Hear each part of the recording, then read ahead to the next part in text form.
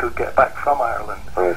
You know, they would have pilots who would navigate by the stars, etc. Yeah. There's another theory too, by the way. I mean, it's sort of similar theory to this about Joseph of Arimathea and Glastonbury and all that sort of thing. Would that sort of have originated from the same source? Well, Joseph of Arimathea did actually come to Glastonbury. Yeah.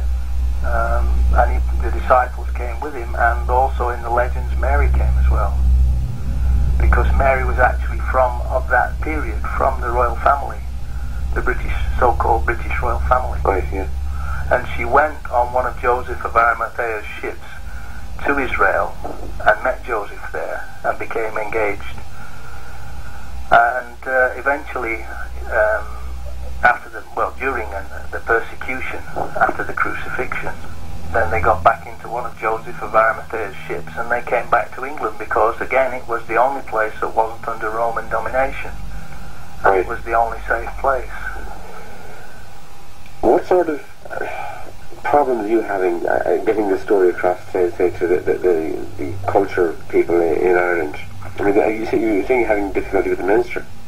Yes, I've been doing, yes, because, unfortunately, the mound of the hostages at Tara has been dated by carbon-14, in the early days of carbon-14, as being Stone Age. And of course then they're saying that, well, if that's Stone Age, there can't possibly be an Iron Age souterrain underneath it. Of course, yeah. But in fact they've incorrectly dated it. And when you carbon date things, the carbon material that they use contains radioactivity. And if the sample that they use is not corrupted, then they will get a correct dating.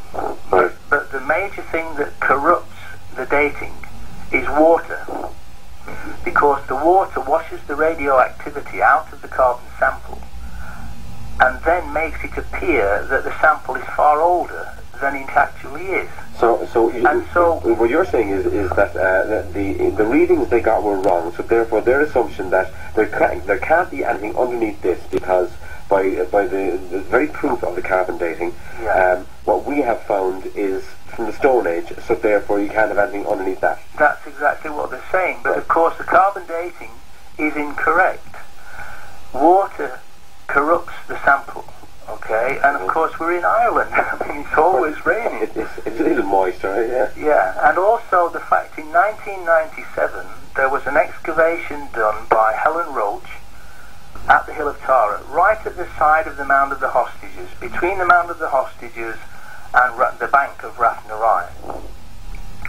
And she dug underneath the bank of Rathnarai and found the remnants of an iron furnace and iron residue in that area, and she dug almost up to the side of the Mound of the Hostages, and she was still finding iron residue. Right. Okay, now that proves that proves it can be wrong. Yeah. That proves that it's wrong. It proves that the site is actually Iron Age. You can't have a Stone Age thing that's built over an iron foundry. Of course, yeah. You know, it has to be, the dating has to be wrong. So your job at the moment is to try and convince that those in charge to take a more up-to-date reading and allow for any anomalies like water damage or anything. Yeah, and I've also been in touch with my local TD, Johnny Brady, here in Kells, and I've got a petition with more than 500 signatures on of people who are in agreement that I should be allowed to investigate what's only a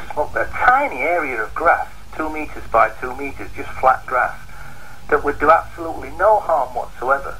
The absolute worst that could happen is that we find nothing and just put the grass back. And I've asked Johnny Brady... No luck so far, no?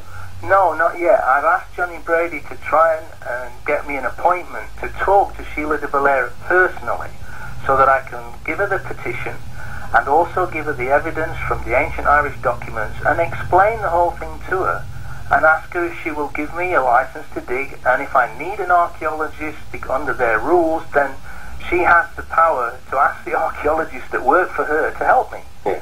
So there would be no damage whatsoever done. And can you imagine what would happen for Ireland? If you're proved to be right. If I'm proved to be right, it will make Ireland the centre of the world focus.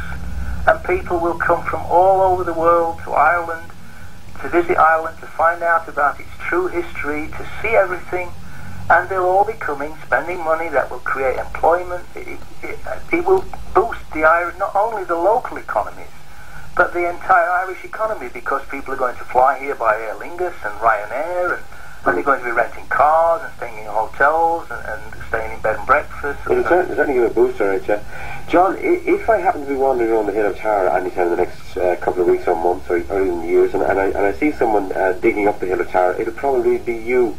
And no doubt you have a crowd of interested spectators sort of hoping you're going to actually discover something. Well, the difficulty is, you see, that it's a protected heritage site, and that you're not allowed to move a blade of grass without the minister to say so. So what I really need is, I need your listeners to, if they can, speak to their TDs, or if they know Sheila de Valera or know people, or they would write in or fax her or phone her at Mespil Road in Dublin, and try and persuade us that, you know, this is for the benefit of the Irish people, and what can it hurt to dig 2 metres by 2 metres of grass, as opposed to what could be gained by Ireland by actually finding it.